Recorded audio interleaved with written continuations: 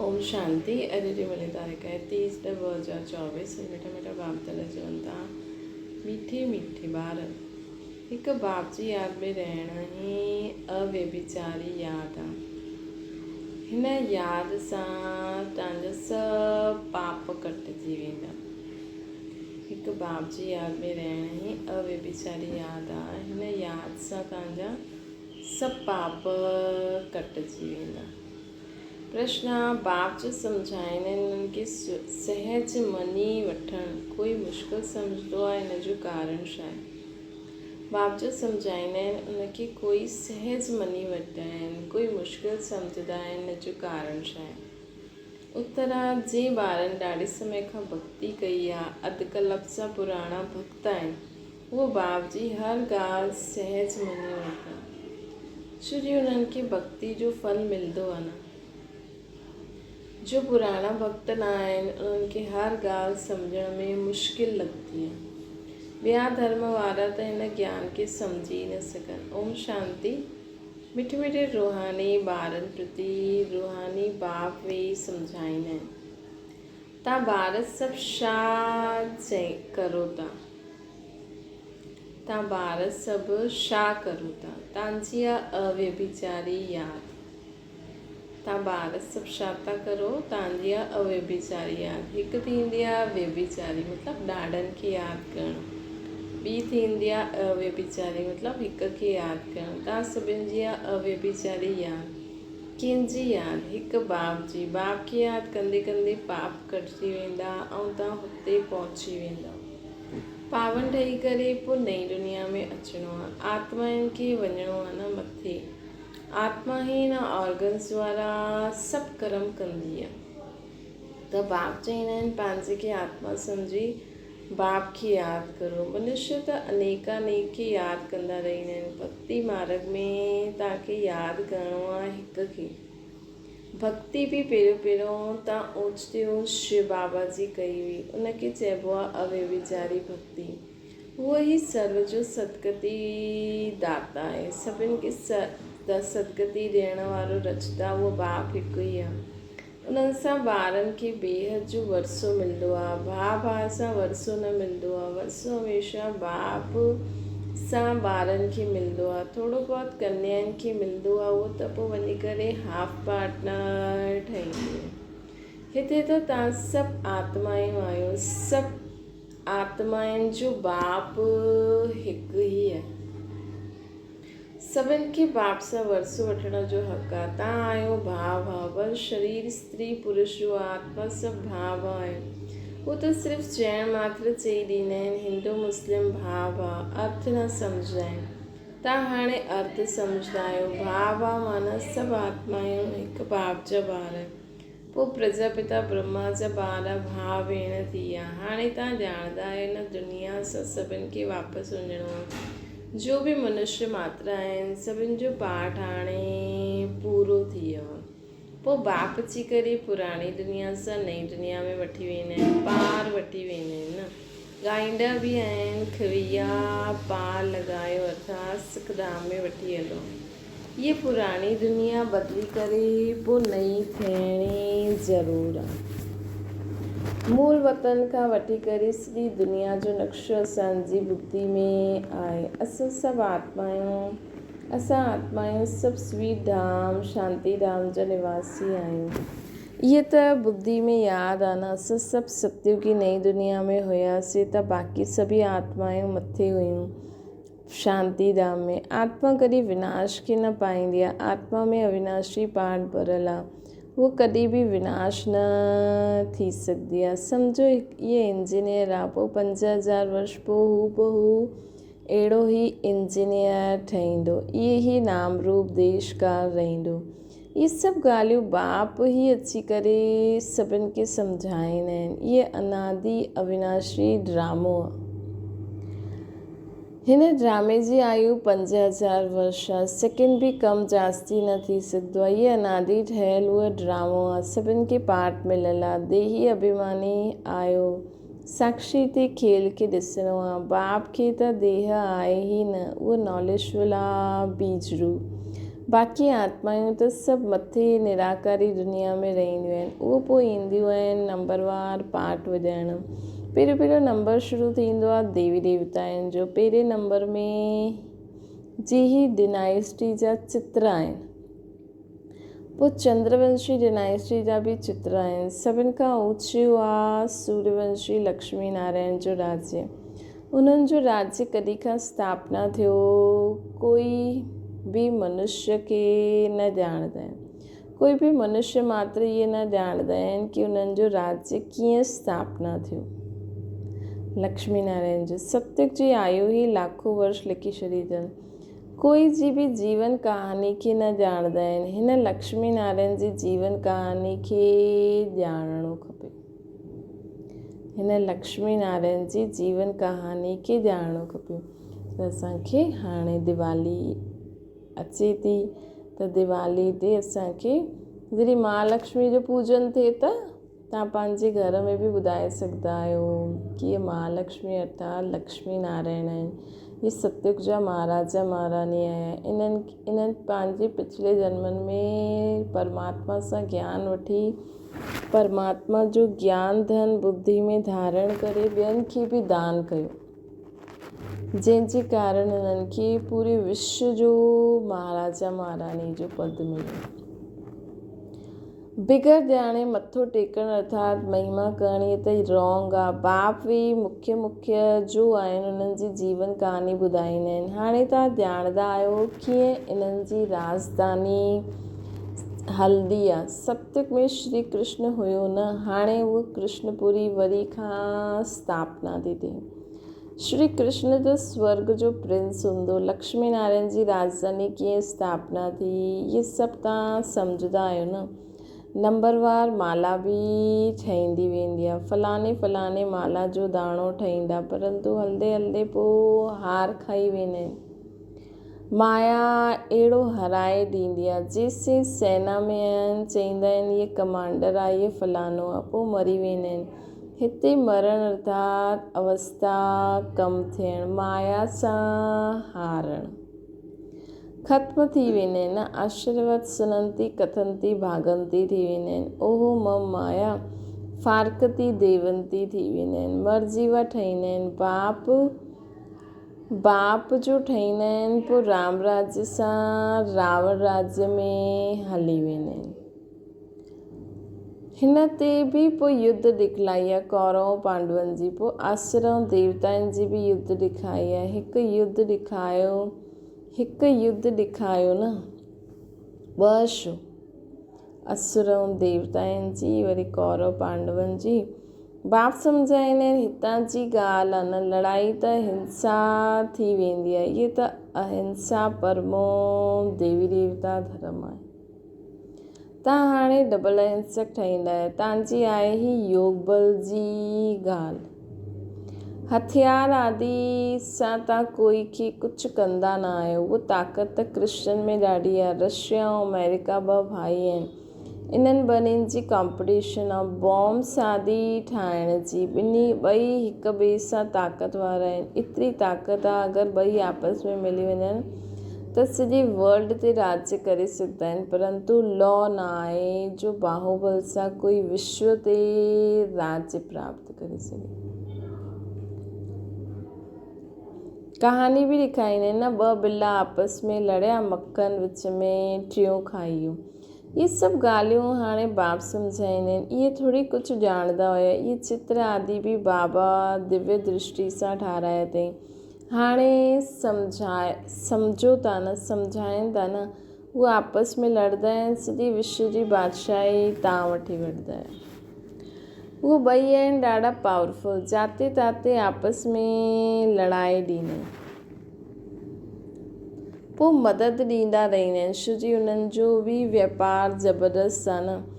सो जॾहिं ॿ बिल्ला आपस में लड़नि तॾहिं त बारूद आदि कम में अचे, तॾहिं त उन्हनि जो बि बिके ऐं उन्हनि खे बि पैसा अचनि न। जाते ताते ॿ खे लड़ाई ॾींदा आहिनि। इहे हिंदुस्तान पाकिस्तान पहिरियों अलॻि थोरी हुया। अलॻि हुया छा? ॿई इकट्ठा हुया न। इहे ड्रामा जी नूंद आहे। हाणे तव्हां पुरुषारथ करो था, योग बल सां असां विश्व जा मालिक था ठहूं।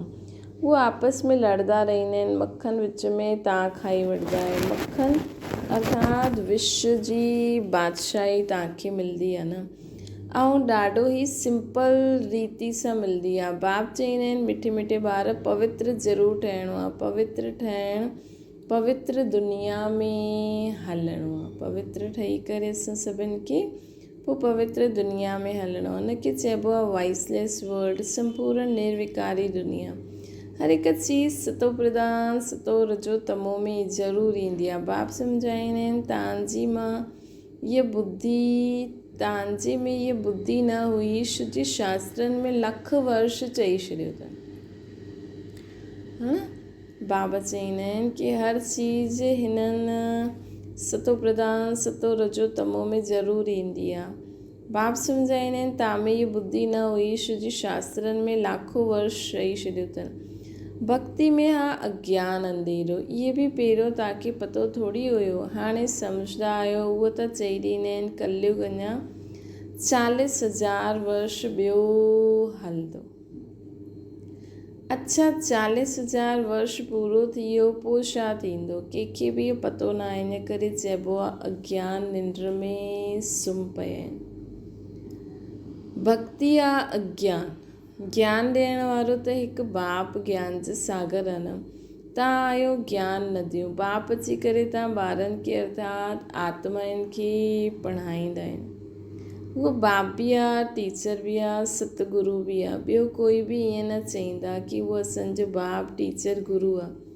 इहे त बेहद जी ॻाल्हियूं आहिनि कि बाबा असांजो बाप बि आहे, टीचर बि आहे, सतगुरु बि आहे। है न, कहिड़ी सुठी ॻाल्हियूं बाबा असांखे ॿुधाइनि था। है न, इन ई मूल्यनि खे असां पढ़ंदा रहूं, मनन चिंतन कंदो रहे, जीवन केॾो सुठो थी वञे। ख़ुदि वेही सम्झाईंदा आहिनि मां तव्हांजो सुप्रीम बाप आहियां, तव्हां सभु असांजा ॿार आहियो। तव्हां बि चईंदा आहियो बाबा तव्हां उहो ई आहियो न। बाप बि चईंदा आहिनि तव्हां कल्प कल्प मिलंदा आहियो। उहो त आहे परमात्मा सुप्रीम। उहो अची करे ॿारनि खे सभु ॻाल्हियूं सम्झाईंदा आहिनि। कलयुग जी आयु 40,000 वर्ष चइणु बिल्कुलु गपोड़ो आहे। 5,000 वर्ष में सभु अची वेंदो आहे। बाप जो सम्झाईंदा आहिनि तव्हां मञंदा आहियो, सम्झंदा आहियो, ईअं न कि तव्हां मञंदा ई न आहियो। बाबा जो सम्झाईंदा आहिनि असां मञंदा आहियूं, सम्झंदा आहियूं, ईअं न कि मञंदा न आहियूं। अगरि मञूं न त हिते न अचूं। हिन धर्म में न आहे कोई, पोइ मञंदो ई न, पोइ हुनखे हितां जो वातावरण बि सुठो न लॻंदो। है न, शुद्ध चीज़ कंहिंखे थोरी सुठी लॻंदी आहे। अगरि न मञंदा त हिते ईंदो ई न। हिन धर्म जो न हूंदो त मञंदो ई न। बाबा सम्झाईंदा आहिनि सॼो मदार भक्ति ते आहे। जेतिरो ॾाढो भक्ति कई त भक्ति जो फल बि उन्हनि खे मिलणो खपे। उन्हनि खे ई बाप सां बेहद जो वरसो मिलंदो आहे। उन्हनि खे ई बाप सां बेहद जो वरसो मिलंदो आहे। तव्हां ॼाणंदा आहियो हम सो देवता विश्व जा मालिक ठाहींदा आहियूं। तव्हां ॼाणंदा आहियो हम सो देवता विश्व जा मालिक ठाहींदा आहियूं। बाक़ी थोरा रोज़ आहिनि। बाक़ी थोरा रोज़ असां हिन दुनिया में आहियूं, लेकिन असां बाबा सां गॾु आहियूं त हिन में ख़ुशी थियणी खपे कि असां बाबा सां गॾु आहियूं। पोइ असांजी डिग्री कम थी वेंदी। हाणे असां हीरे तुल्य आहियूं, पोइ सोने तुल्य थी वेंदासीं। हिन पुराणी दुनिया जो विनाश त ॾेखारियो आहे। ॿियो कोई शास्त्रनि में अहिड़ी ॻाल्हियूं न आहिनि। हिकु गीता ई आहे भारत जो धर्म शास्त्र। हर हिक खे पंहिंजो धर्म शास्त्र पढ़णो खपे। उहो धर्म जंहिं द्वारा स्थापना थियो उनखे बि ॼाणणो खपे। जीअं कृष्ण क्राइस्ट खे ॼाणंदा आहिनि, उन्हनि खे ई मञंदा आहिनि, पूजदा आहिनि। तव्हां आदि सनातन देवी देवता धर्म जा आहियो त देवताउनि खे पूजदा आहियो न। परंतु अॼुकल्ह पंहिंजे खे हिंदू कहलाए छॾींदा आहिनि। तव्हां ॿार हाणे राजयोग सिखो था, तव्हां राज ऋषि आहियो। उहो आहिनि हठ योगी ऋषि। राति ॾींहं जो फ़र्क़ु आहे। उन्हनि जो संन्यास आहे कच्चो हद जो, सिर्फ़ु गरबा छॾण जो। तव्हांजो संन्यास व वैराग्य सॼी पुराणी दुनिया खे छॾिणो आहे, अर्थात बुद्धि सां भुलिजणो आहे। सभु कुझु ॾिसे हुए रहंदे हुए बि असांखे बुद्धि में सदा इहे यादि रहे मुंहिंजो घर परमधाम में आहे, मुंहिंजो बाबा परमधाम में बाबा आहे, है न। त बाबा परमधाम में मुंहिंजी आत्मा जो पीउ ऐं मुंहिंजो घर मथे आहे। त बाबा असांखे चवनि था कि हाणे असांजो संन्यास आहे सॼी पुराणी दुनिया जो, बुद्धि सां भुलिजणो आहे। पहिरियों पंहिंजे घर स्वीट होम में वञी करे पोइ नई दुनिया सत्युग में अचिणो आहे। ब्रह्मा द्वारा आदि सनातन देवी देवता धर्म जी स्थापना थींदी आहे न। ब्रह्मा द्वारा आदि सनातन देवी देवता धर्म जी स्थापना थी थिए। हाणे त इहे पतित पुराणी दुनिया आहे, इहे सम्झण जी ॻाल्हियूं आहिनि, बाप द्वारा पढ़ंदा आहिनि, इहे त ज़रूरु रियल आहे न। हिन में निश्चय न थियण जी त ॻाल्हि ई न आहे। बाबा चवनि था हिन में निश्चय न थियण जी त ॻाल्हि ई न आहे। भई कलयुग खां पोइ सतयुग त अचिणो ई आहे ऐं इहे पुराणी दुनिया खे विनाश त थियणो ई आहे। हाणे त इहे पतित पुराणी दुनिया आहे, इहे सम्झण जी ॻाल्हियूं आहिनि, बाप द्वारा पढ़ंदा आहिनि न, इहे त ज़रूरु रियल आहे। हिन में निश्चय न थियण जी त ॻाल्हि ई न आहे। इहे नॉलेज बाप ई पढ़ाईंदा आहिनि। ॾिसो, अगरि तव्हांखे कॾहिं बि ईअं लॻे त तव्हां सोचो कीअं एॾा संत आहिनि, एॾा धर्म आहिनि, कीअं असांखे अञा ताईं ईअं ॿुधायो कि तव्हां भ्रुकुटी ते रहण वारी आत्मा आहियो, आत्मा में ई सभु आहे, आत्मा जो पीउ परमात्मा परमधाम जो रास्तो ॿुधायो कि भॻवान जो यथार्थ परिचय, स्व जो यथार्थ परिचय ॿुधायो। बाबा त विथ एक्सप्लेनेशन सभु कुझु ॿुधाईंदा आहिनि, असांजे ई शब्दनि खे कैच कराईंदा आहिनि। असां ई चऊं था आत्मा शरीर मां निकिरी वई, फलानी आत्मा वई, त मतिलबु आत्मा ई शरीर खे हलाए पई न, है न। असां ई चईंदा आहियूं भ्रुकुटी जे विच में चमकंदो आहे जब सितारो, असां ई चईंदा आहियूं हे दूर देश रहण वारा बाबा अचो, है न। मतिलबु भॻवानु हिते न आहे, असांजे अंदरि न आहे भॻवानु। बाबा त सिर्फ़ु असांखे अची करे पंहिंजा शब्द पकड़ाया अथई कि तव्हां चओ छा था ऐं सम्झो छा था, ॿियो त कुझु बि न कयो अथई बाबा। तव्हां चओ था असांखे सभु ज्ञान आहे, लेकिन शब्द उल्टा फुल्टा करे छॾियो ऐं बाबा असांखे सिधे रीति सां हर शब्द ॿुधाइनि था कि तव्हां ई त चईंदा आहियो दूर देश जो रहण वारो आयो देश पराए, त उहो असांजो देश आहे, इहो परायो देश आहे। ऐं असां ई त चईंदा आहियूं न कि तूं अची करे असांखे मत ॾे, त मतिलबु भॻवान ई अहिड़ी मत, अहिड़ो ज्ञान ॾेई सघंदा आहिनि। त हिन में निश्चय न थिए त ॻाल्हि ई न आहे। इहे नॉलेज बाप पढ़ाईंदा आहिनि, उहो बाप टीचर बि आहे, सचो सतगुरु बि आहे, साथ वठी वञण वारो। उहो गुरू माण्हू त अधु ते छॾे करे हली वेंदा आहिनि, हिकु गुरू वियो त ॿियो गुरू करे वठंदा आहिनि। उहो गुरू माण्हू त अधु ते छॾे करे हली वेंदा आहिनि, हिकु गुरू वियो त ॿियो गुरू करंदा, उन्हनि जे चेले खे गद्दी ते विहारंदा। हिते त बाप ऐं ॿारनि जी ॻाल्हि आहे, हिते त कोई बि शरीर छॾे, लेकिन असांजो सतगुरू त हिकु ई आहे, है न। उहो पोइ गुरू ऐं चेले जे वरसे जो हक़ थी वेंदो आहे। वरसो त बाप सां ई खपे न। शिव बाबा ईंदा ई आहिनि भारत में। शिवरात्रि ऐं कृष्ण रात्रि, श्री कृष्ण जी रात्रि मल्हाईंदा आहिनि। शिवरात्रि ऐं श्री कृष्ण जी रात्रि मल्हाईंदा आहिनि। शिव जी जनम पत्री त आहे न, ॿुधाईंदा कीअं, उन्हनि जी तिथि तारीख़ त हूंदी न आहे। श्री कृष्ण जो पहिरियों नंबर वारो आहे, उनखे ॾेखारींदा आहिनि न। शिव जी जनम पत्री त आहे न, ॿुधाइनि कीअं, उन्हनि जी तिथि तारीख़ त हूंदी न आहे। श्री कृष्ण जो पहिरियों नंबर वारो आहे, उनजी ॾेखारींदा आहिनि। दीपावली मल्हाइण त दुनिया वारनि मनुष्यनि जो कमु आहे, तव्हां ॿारनि जे लाइ थोरी दीपावली आहे। असांजो नयो वर्ष, नई दुनिया सत्य खे चइबो आहे। हाणे तव्हां नई दुनिया जे लाइ पढ़ो था, हाणे तव्हां आहियो पुरुषोत्तम संगम युग ते। उन कुंभ जे मेले में केतिरा ढेर मनुष्य वेंदा आहिनि। उहो हूंदो आहे पाणी जी नदियुनि जो मेलो। केतिरा ढेर मेला लॻंदा आहिनि। उन्हनि जी ही अंदरि ॾाढी पंचायत थींदी रहंदी आहे। कॾहिं त उन्हनि खे आपस में ॾाढो झगड़ो थी वेंदो आहे, छो जी देह अभिमानी आहिनि। हिते त झगड़े आदि जी ॻाल्हि ई न आहे। बाप सिर्फ़ु चवंदा आहिनि, मिठे मिठे लाडला ॿार मूंखे यादि करो। हिते त झगड़े आदि, पोज़ीशन आदि, मां पहिरियों मां इहे हिन जी त ॻाल्हि ई न आहे। बाबा त चवंदा आहिनि, मिठे मिठे लाडला ॿार मूंखे यादि करो। तव्हांजी आत्मा जे सतो प्रधान खां तमो प्रधान ठही खाद पई आहे न, उहा योग अग्नि सां कढणी आहे। उहा योग अग्नि सां निकिरंदी न। असांजी आत्मा में जो खाद पई आहे उहा योग अग्नि सां निकिरंदी। सनार माण्हू ॼाणंदा आहिनि, पाप खे ई पतित पावन चवंदा आहिनि। सुनार माण्हू, बाबा चवंदा आहिनि, बाप सुप्रीम सोनार ठहियो। सोनार माण्हू ॼाणंदा आहिनि, बाप खे ई पतित पावन चइबो आहे। हाणे बाबा असांखे, बाबा चवनि था न, दुनिया वारा त पोज़ीशन जे लाइ, तेरी मेरी जे लाइ केॾो कुझु लड़ाई झगड़ा कंदा आहिनि। बाप त सिर्फ़ु चवंदा आहिनि, मुंहिंजा मिठे मिठे लाडला ॿार मूंखे यादि करो। तव्हांजी आत्मा जे सतो प्रधान खां तमो प्रधान ठही आहे, खाद पई आहे न, उहो योग अग्नि सां ई निकिरंदी।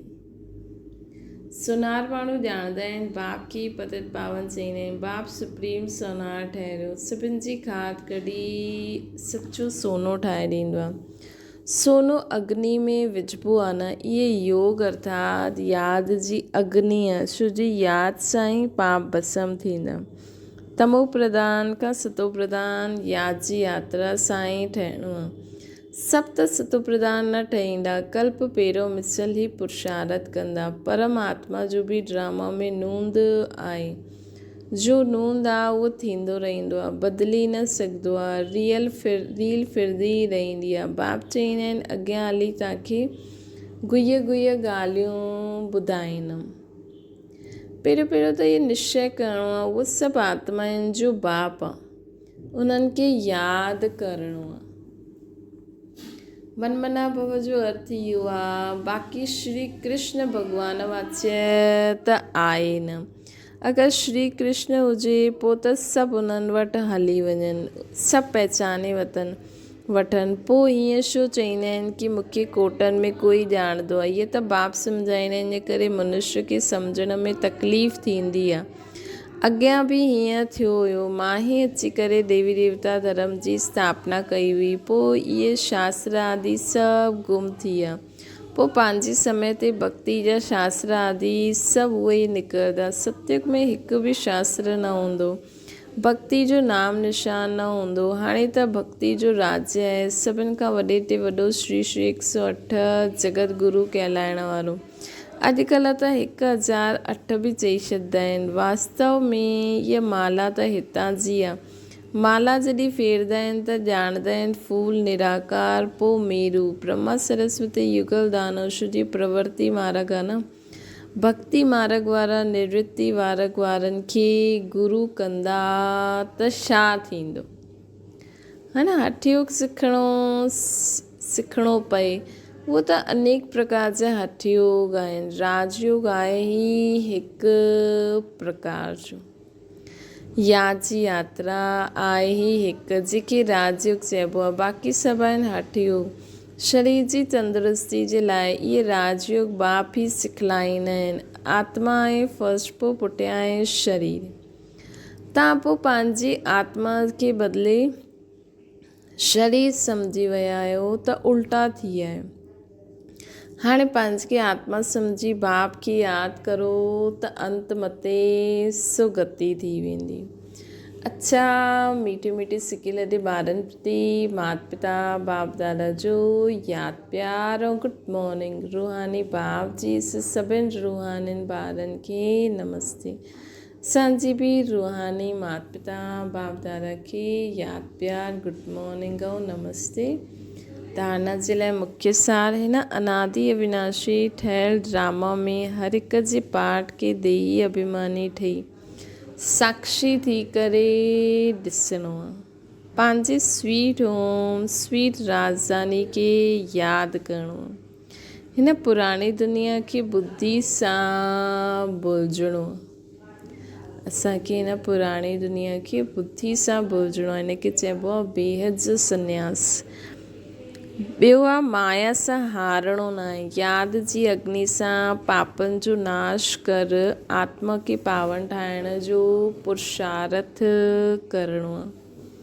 यादि जी अग्नि सां पापनि जो नाश कर आत्मा खे पावन ठाहिण जो पुरुषार्थ करिणो। वरदान आहे दीपमाला ते यथार्थ विधि सां पंहिंजी दैवी पद जो आह्वान करण वारा पूज्य आत्मा ठहो।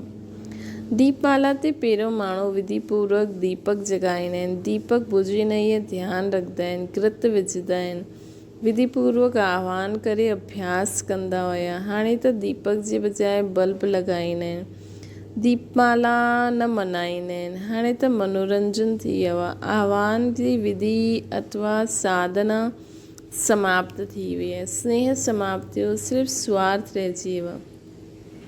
हिन करे यथार्थ दाता रूपधारी लक्ष्मी कंहिं वटि ईंदी न आहे, लेकिन तव्हां सभई यथार्थ विधि सां पंहिंजे दैवी पद जो आह्वान कंदा आहियो। हिन करे स्वयं पूज्य देवी देवता ठही वेंदा आहिनि। स्लोगन आहे सदा बेहद जी वृत्ति दृष्टि ऐं स्थिति हुजे तॾहिं विश्व कल्याण जो कार्य संपन्न थी सघंदो आहे। बेहद जी वृत्ति सर्व जो कल्याण, बेहद जी दृष्टि, बेहद जी स्थिति रहे तॾहिं विश्व कल्याण जो कार्य संपन्न थींदो। अच्छा, ओम शांति। बाबा खे यादि करो।